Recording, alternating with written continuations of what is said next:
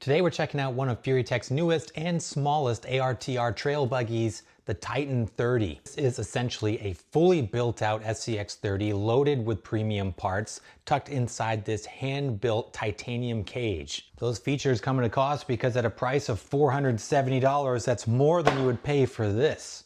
So today we're going to dive into this. We're going to go over all the key features. We're going to put it through a number of tests to try to determine if this little truck is worth 10 scale money.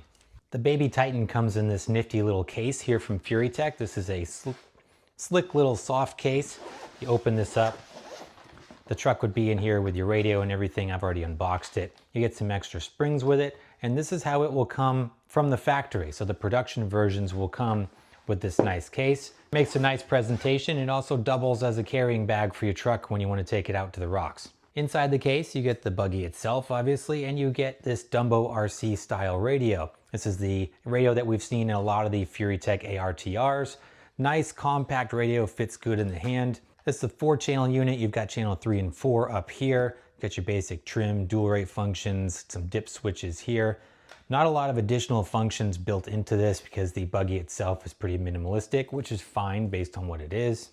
Here is the baby Titan itself. So this comes in a couple different colors. There's a purple, there's a gold, and I believe there's a raw finish for your titanium panels. I opted for the purple because I have the Titan 18 buggy in the purple, and they look just like each other. You've just got a miniature version of the Titan 18. Very cool looking. Let's check out the exterior of this. So one of the key components of this is the handcrafted titanium cage. Takes a lot of effort and work to build a tiny little cage like this and have the clean welds and things like they've done. So they've done a good job with the construction on this thing. It's very light in the hands. Weight on this is right around 165, 169 grams, something like that, which is much more than a stock SCX30. For hardware, it utilizes a mixture of Phillips head screws and also hex head hardware. You can see that in the shock towers there. Speaking of the shock towers, we get a couple of spots for shock placement on here. Looks like we get 2 front and rear. Metal bodied oil-filled coilover shocks. I did notice that the extra springs in the bag were available. These feel pretty soft. The articulation on it feels nice and smooth. Just looking at this, you can see all of the premium components on it. So we got aluminum beadlock wheels.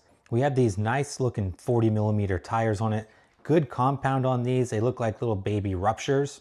We've got brass knuckles pre-installed up front. Now these axles are pretty nice. So we've got extended axles front and rear. I believe these are a plus 4mm. It's substantially wider than a stock truck. Here we are against the K10. This K10 has stock axles on it. It's got the Proline wheels and tires, but you can see the difference in the width. Also comparing this to, here's a buggy that I built that has the plus 3mm Mias Racing axles on it. Again, you can see the difference there. Now the offset on these wheels could contribute to the different track widths, but it is plain to see from the axle housings themselves that the Furitek ones are wider. Wheelbase on this is the same as the stock SCX30. Here it is against the JLU. You can see that we line up right there. So it has not been extended, although we do get updated links all throughout. So we get metal high clearance links. Front and rear are bent and angled to give you that extra clearance. Metal upper links as well. 4-link system front and rear. We do have an angled skid. This is an aluminum skid. Looks like it retains the same angle as stock, which I believe is around 5 degrees. We also get metal U-joint style drive shafts front and rear. You can see the Furitek branded drive shaft there. Going out to these axles, these are not over or under driven, so they are the same ratio front and back. And these have a pretty decent steering angle on these. That's what you get at max steer. They're very comparable to the Endura Planet axles, I would say. Get those two together. Not as aggressive as the Mias Racing isokinetic axles. As you can see here, the 52 degrees on the isos, greater than what we've got on the Furitek here. Got a Furitek servo on this. So this is the Ant 30 Pro digital servo here on the axle. We got an aluminum steering horn, metal steering linkage as well. Inside the buggy kit here, now we're getting into the good stuff. You can see we've got the Furitek Nano Unity. This is the 2-in-1 brushless motor and ESC combo. This is the speed version, which I'm actually very excited to try. I have the torque version in another build. We'll put them head to head and see how the speed version does. You get the Bluetooth functionality with this. You can see your little Bluetooth dongle right there, sitting on top of the micro receiver, which is up against the passenger side panel on the inside. Metal cased, metal geared transmission in there. Your battery is going to sit in the rear. Looks like you use the same SCX30 battery. We've got the PH 2.0 connector there. Now, as far as the price goes, and one of the things that I'm addressing the price kind of head on here, because it is rather shocking when you look at something this small and think that how can $470 be hitting here? But if you break down all of the components, which Tony from CCXRC did in one of the comments of his YouTube videos, if you break down the price of all of the individual components, it comes out almost exactly to the sticker price of this buggy. So if you were to build this yourself with all of the premium components, you'd be right around the same amount of money. Furitek has just done the work for you, and you can just buy it, throw a battery in it, and you're good to go. Let's check out the corner scales before we run it here. So I'm pleasantly surprised with the weight distribution on this. Perfect 60-40 split. I did put a battery in the back. I always like to check it with the battery because you will be driving it. So when we get real performance, we want to know what it is with the battery. So 60-40 with the battery. Total weight, again with the battery installed, 175 grams. First run, I got this thing powered up, ready to go. Check out the steering. Feels pretty good.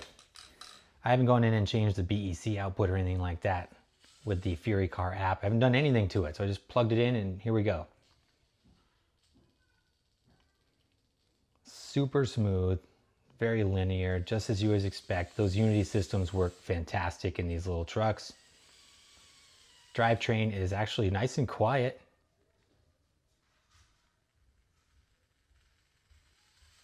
Extremely linear. It does have a bunch of wheel speed on it. If you compare that against the torque version, oh yeah, huge difference when it comes to speed. Yes, much faster. This is what we've been waiting for. Let's hit Mini Moab with the mini buggy here. We're gonna try the indoor course and we might take it outside. It's a nice day out today, but we'll start here. This course is extra fun with these tiny trucks because everything is amplified. Good jump up there through the gatekeeper on Lost Basin Road. This gnarly off camber here. This is really tough with that control. Then we're gonna shoot it. Nice. Let's go big. Let's go right into the broken stair, AKA the escalator. The extra wheel speed is nice, especially when you need to shoot up hills like that.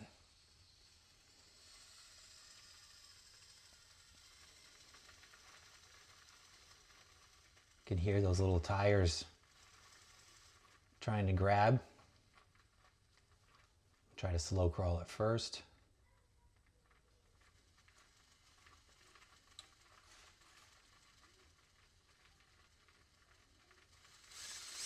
Just give it a little bit, get through there. Not bad though, didn't struggle at all. At the steep exit of this section here, I'll get some lift.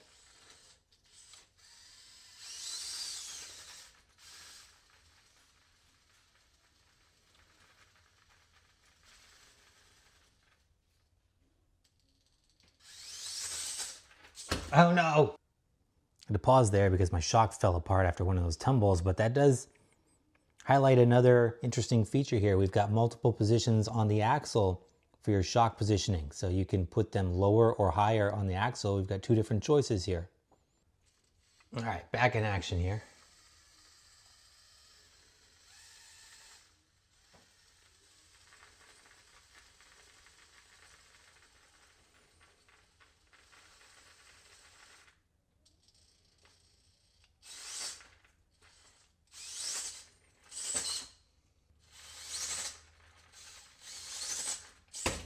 All right, couldn't make it up the final leg of that obstacle, which is tough for a truck of this size. So I'm gonna head back around, try a couple different spots. See, this is on the decline. It's nice and flat down that.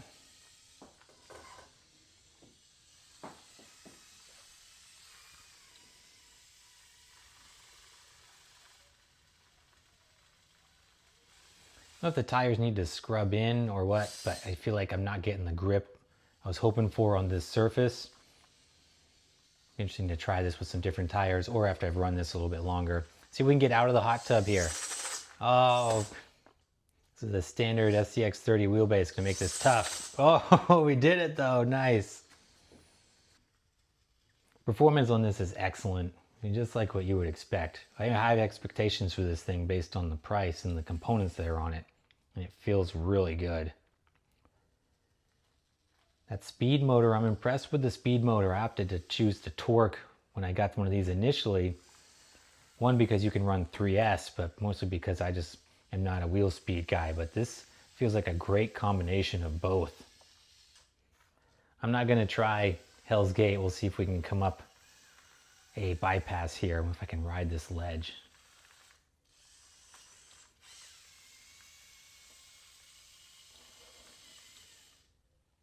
See if I can stick. Oh, no, too slippery there. Very challenging for these little trucks on this big course, which is one of the reasons why I want to take it outside. We'll hit one more spot here and then we'll go out in the backyard. This is a deceptively hard line here. This off-camber uphill with this step, it's very difficult to get set up properly for this.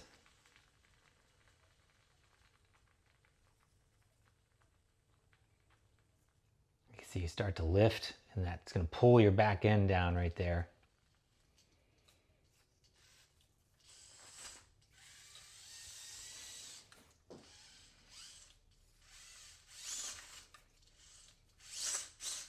There we go. Again, using that wheel speed to my advantage there.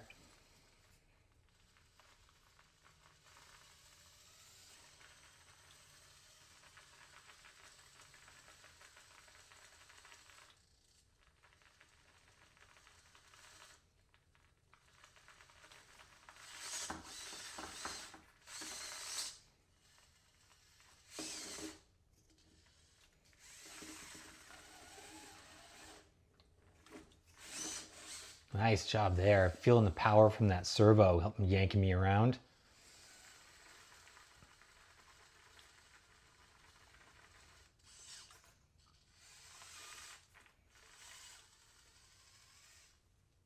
Whoa, get some lift there. And all the control with this system. I'm going to bring that back down. We're going to make this clean, no problem. In the backyard, I got my Universal Rocks course set up here. This is going to be great for the 30.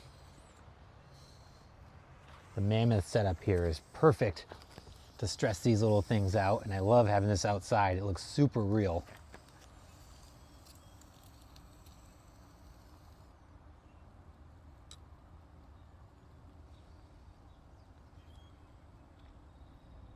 Yeah, going up that V-notch, oh, that's so good.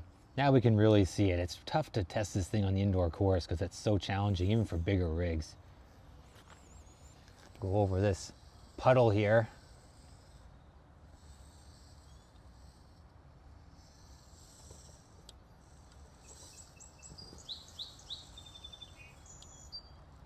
With the wider track, I'm really missing the overdrive in the front.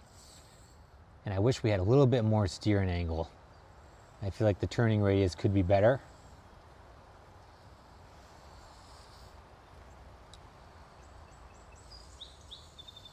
Interesting they didn't make this four-wheel steer. I'd love to see a four-wheel steer version of this buggy. That'd be super fun in this layout.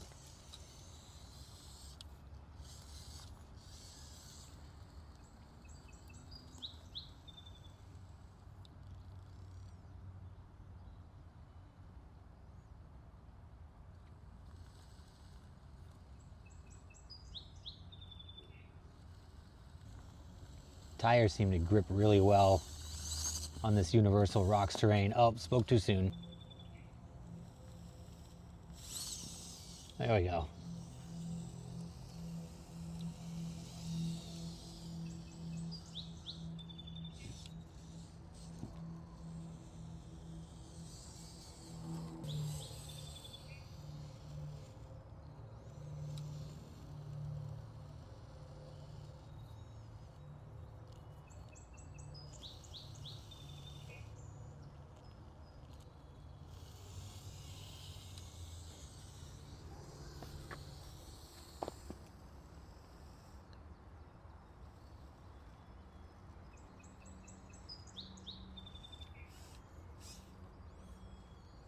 could shoot this. Oh.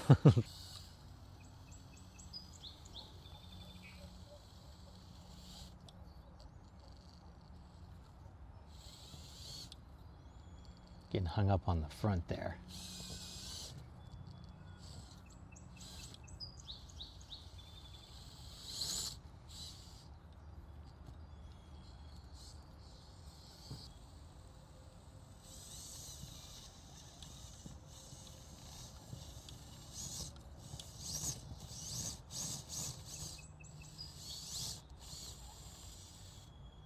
I was taking the hard way around on this one. Look at the grip, that was nice. Little pivot there.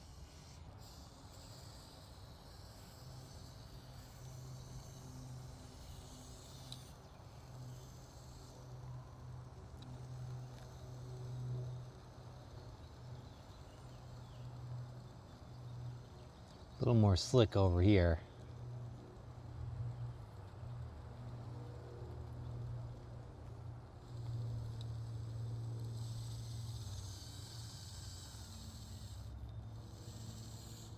There we go, found it, nice.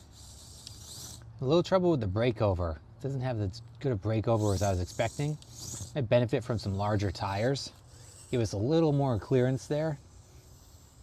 But overall for its size, it performs pretty well. Very stable on the side hill with those wide axles. All right, it's starting to rain. I'm gonna wrap this up and head back inside, but glad I got this out for a little bit. It's a fun little buggy. I've only tried 2 of the Titan buggies, but this one feels great. Everything seems to work really well. It doesn't feel like a cobbled together random assortment of upgrades. It all seems to work together really nicely. It does have its shortcomings. I think you could improve it. Some better steering angle. I might throw some overdrive gears in the front or do an underdrive overdrive combo. I think it could really benefit from that. And then maybe some bigger tires as well. Oh! But overall, super premium feel. Does it justify the price? I don't know. That's going to be up to the buyer. You know, maybe you want something one and done. Don't want to do the work and build it yourself. And this is a certainly super built out truck. Price is subjective, so it might be worth it. It will be worth it to the right person. But it is tough to look at this and think of the $470 price tag. But it is a sweet little rig. So I'm going to keep playing with it, having some more fun out here, and I'll wrap it up back at the bench in a minute. All right, my friends, I'm super excited to hear from you guys. What do you think of the Titan 30? Let me know your thoughts in the comments down below. This is a great performing little truck. Is it worth the $470 price tag? That's gonna be up to the individual to decide. The convenience and the fact that it's done and ready to go, just drop a battery in it and you've got a very capable, very well-built little truck here, could be worth it to some people. I don't know, that's gonna be up to you guys to decide. I can say that it feels very well built. The construction of the cage, all the supporting components, everything seems to come together really nicely. It does have some shortcomings. I would really like to see some improved steering up front. You could accomplish that with some overdrive in there as well. I think that would really benefit this truck. And me personally, I would be really interested to see a Titan 30 four-wheel steer version as opposed to just the drag axle. I think that would also elevate this truck. But overall, like the other Titan buggies that Furitek has released, this is a great little rig loaded up with premium components. And if you're looking for a buy once, cry once SCX30 trail buggy that's fully ready to go, this could be it. But again, guys, let me know your thoughts in the comments down below. This is available to order now. I will put a link in the description if you want to pick one up for yourself. And as always, I appreciate you guys. Thanks so much for watching. Please like and subscribe if you haven't done so, and I'll see you in the next video.